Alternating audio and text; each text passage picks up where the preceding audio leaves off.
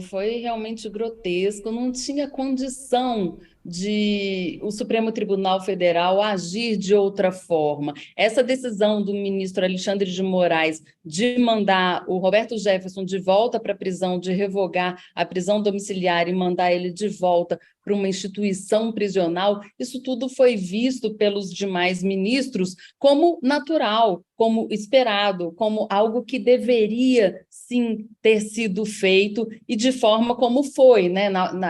Logo na sequência das ofensas. E o que mais impressiona foi que logo depois que foi preso, o Roberto Jefferson ele deu um depoimento reiterando as críticas dele. Ele tinha comparado a ministra Carmen Lúcia a uma prostituta e durante o depoimento ele pediu desculpa não à ministra, mas às prostitutas. Então, assim, ficou muito claro que a intenção dele de agredir ele disse que não houve dolo, mas sim, diante desse depoimento, houve sim a intenção de agredir, não houve nenhum tipo de arrependimento. Então, assim, o Procurador-Geral da República, ele chegou a cogitar mandar o Roberto Jefferson para uma instituição psiquiátrica, mas diante desse depoimento fica difícil, porque, assim, é um depoimento coerente com as atitudes que ele tomou. E por incrível que pareça, assim, apesar de ter sido um ataque muito vil ao Supremo Tribunal Federal, isso tudo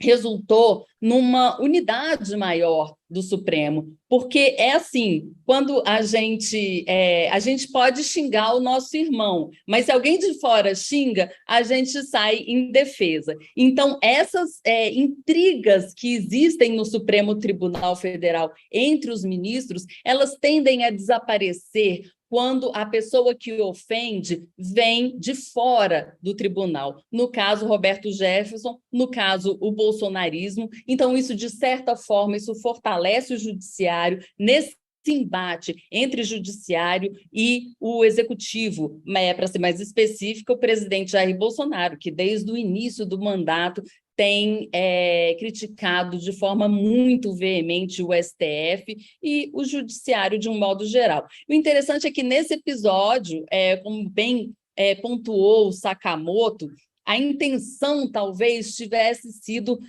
transformar Roberto Jefferson em um mártir. Só que diante da violência, né, que ele cometeu contra os policiais, Jair Bolsonaro ele ficou sem escolha. Afinal de contas, os profissionais de segurança eles são um nicho muito importante para o eleitorado de Bolsonaro. Então, como Bolsonaro ia sair em defesa de Roberto Jefferson, sendo que ele tinha atacado esse pessoal que é importante para ele para vencer a eleição, que são os policiais de um modo geral, é uma categoria que ele sempre afagou desde o início do mandato. Então, de certa forma, mesmo que ele tenha criticado o Supremo Tribunal Federal por decisões que ele considera formas de cerceamento de liberdade de expressão, ainda assim, ele precisou ser mais veemente na crítica contra Roberto Jefferson do que na crítica contra o Supremo Tribunal Federal. Agora, não tem dúvida, daqui para o fim da campanha, daqui para o fim do mandato, daqui para o fim do mundo, sabe-se lá até quando, esse embate entre Bolsonaro e Judiciário tende a continuar assim.